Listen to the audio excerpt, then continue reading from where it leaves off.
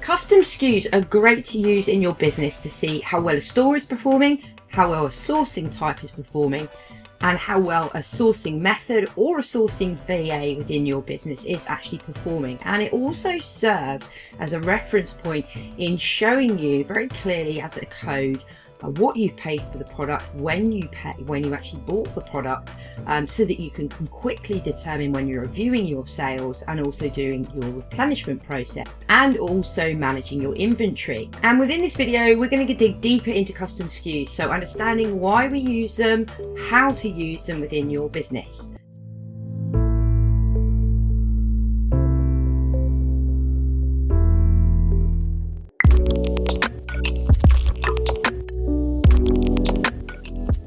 So before we get stuck in, I'm Tadie from the Online Seller Circle, and we help provide support to online business owners within the e-commerce industry who are looking to build recurring income streams through various strategies. Now, if you're new to this channel, don't forget to hit that subscribe button so that you're notified every single time that we release a new video. And if you like this video, give it a thumbs up and make sure you stay to the end so you can take notes exactly and learn more about how you can use custom SKUs to your advantage for your Amazon business. So let's get stuck in. So a custom SKU or a SKU is basically a reference for the product that you're selling. It's your own reference within your business. And when we upload listings, when we upload products to our inventory on Amazon, if we don't create our own custom SKU and actually enter that in, Amazon actually provides us with a default SKU. So Amazon aren't necessarily worried about what's in the SKU. There's a few important things and rules that you need to take into consideration, which we'll go through shortly. But Amazon, if you don't upload your own, will actually provide a default SKU. So the SKU, also known as a stock keeping unit, is basically your identifier. So it's your barcode in your business which identifies that product.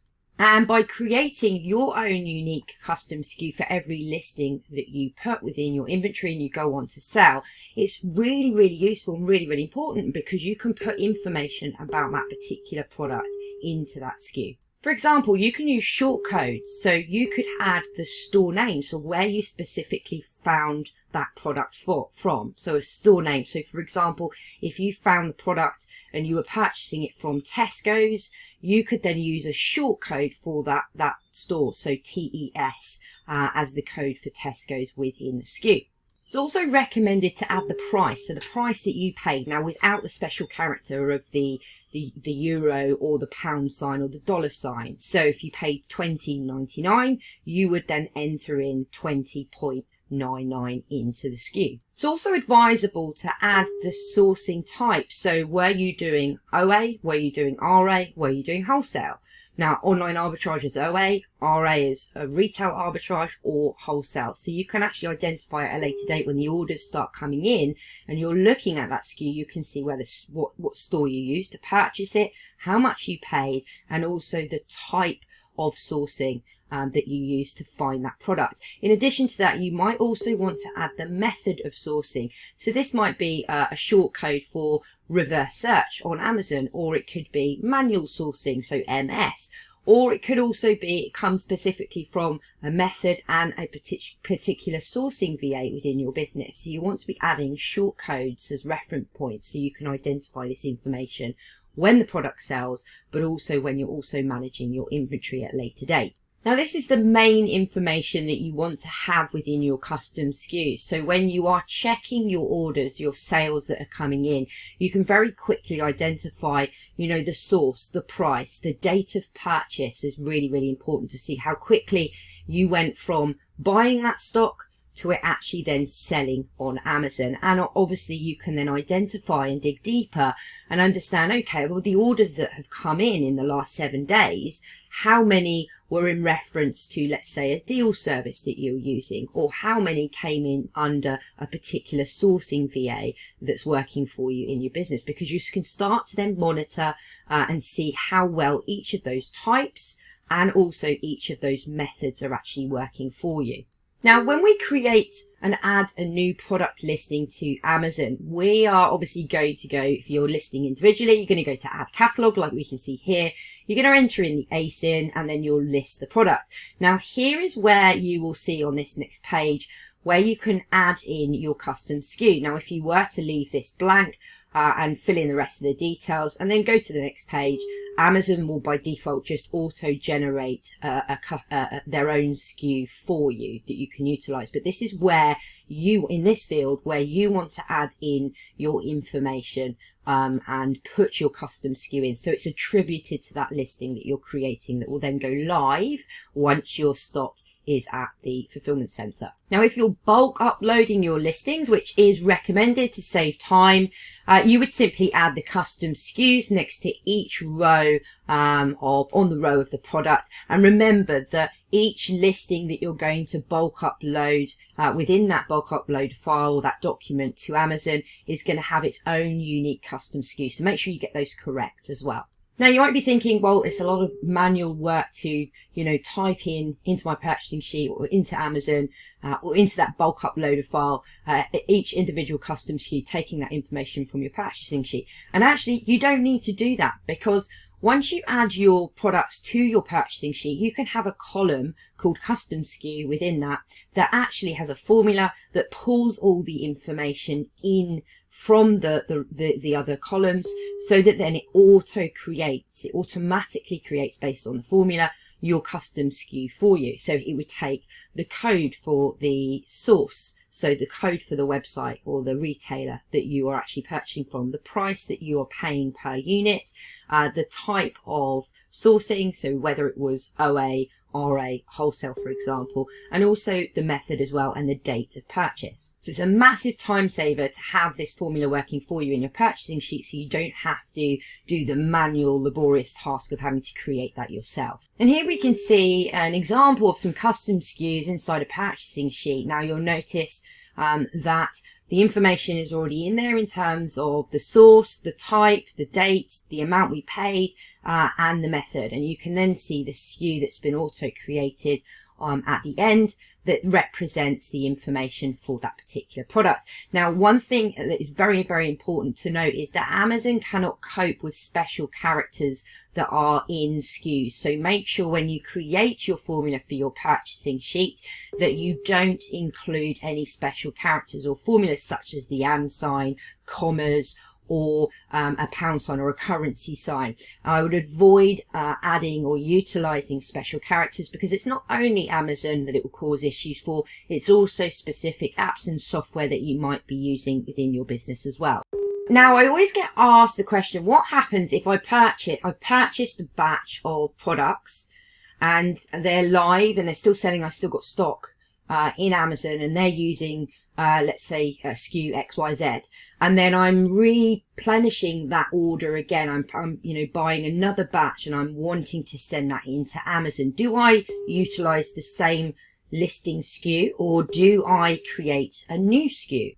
And we recommend, because of the information within the SKU might be different on the second time around that you're actually sending those units in for the same products that you've already got listed, we recommend that you simply create a new SKU. So that's a new listing under the same ASIN, but you're generating a new custom SKU within your purchasing sheet that you're then adding to Amazon.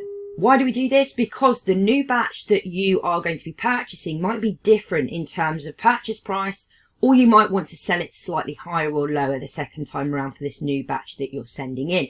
The method of you sourcing that product might be slightly different, and also the type might be different as well. So you want to make sure that the new listings and the new batches you've got going in, if you're replenishing, are matching and available within the SKU, so that when you come to review your sales and also manage your inventory at a later date, you've got the accurate information within that SKU that you can then go ahead and make the decision whether or not you buy more, and also what you do with your inventory as well. So when buying that replenishable batch of the units for that product, you would simply allow your purchasing sheet with that formula, that custom SKU formula already built in, to generate a new SKU for you that you can use and you can upload to Amazon either individually if you're listing or via your bulk uploader file, which means that when the new batch of units actually move into the Amazon Fulfillment Center, if you're doing FBA, and they go live, your old stock is still available as one seller, and then you would see yourself again with your new active stock as a second entry. So 2 sellers on 1 listing. Now, disclaimer, we have contacted Amazon a number of months ago now, and we have got it from them themselves that it's not against Amazon's terms and conditions to do that, and it really enables you to be more effective in terms of managing your inventory and managing your replenishment process by doing it this way. Now, if you're utilizing STK Seller Tool Kit within your business, which is a fantastic inventory management, P&L and repricing software. So if you're not using STK at the moment and you're interested to learn more and to gain a trial, I'll drop the link below so you can get a free 14-day trial and 30% off your first month subscription when using the software. But STK works on a first in, first out rule, which means that any stock you've currently got available for said product and it's live on Amazon for customers to purchase, what will happen from a repricing point of view and a purchasing point of view is that that current batch, the first in batch, will continue to sell and be listed. And once you go out of stock of that particular custom SKU and you've then got your next custom SKU inside STK, the repricer will then kick in and it will then move to that second SKU.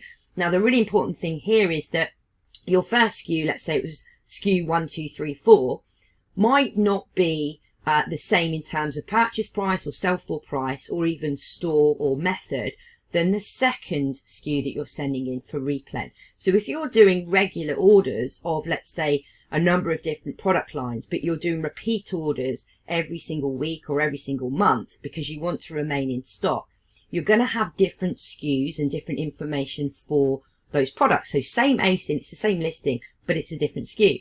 So STK works in a first in, first out rule where it will always sell the first custom SKU until it goes out of stock, and then it moves to the next custom SKU and so on. So in summary, custom SKUs are fantastic and need to be deployed into your business so that you can see how well your retailers, your stores are doing, how well your sourcing methods and the type of sourcing is doing, and also how well your team is performing in terms of sourcing those deals.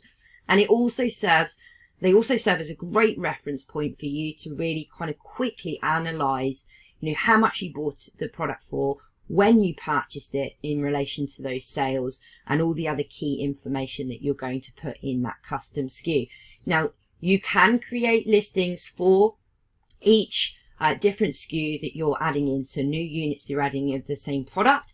It's not against Amazon's terms and conditions, and therefore you want to create a new SKU every single time you replenish the product. And also with aging stock as well, don't forget that you can see the purchasing date. So when you're looking at your inventory and you manage your inventory between the rules, the pricing rules they're moving from, you can then quickly determine whether or not you need to do a price decrease in relation to where we are now and when you bought it, but also whether or not you need to create removal orders for those products as well. Now, always remember, it's great to have good housekeeping in place and regularly delete and close any SKU listings that you're not replenishing within the next kind of 30 days plus, and that you've gone out of stock of, so that you can keep your IP score in good check. And as you grow your team, remember to offset this information, delegate this information out so they can be up to date and understand why we're using custom SKUs in the business and the importance of them. And also they can then take responsibility, depending on what their role is, to list the products correctly, reviewing the orders, doing the replenishment process, so that they're all up to date in terms of the actions that are required. Now, if you have any questions at all in relation to custom SKUs or what we've covered within this video, feel free to reach out to me. Don't forget to like this video if you did find it useful, and also be sure to subscribe to this channel so that you never miss out on another video that we release. And I will see you on the next video.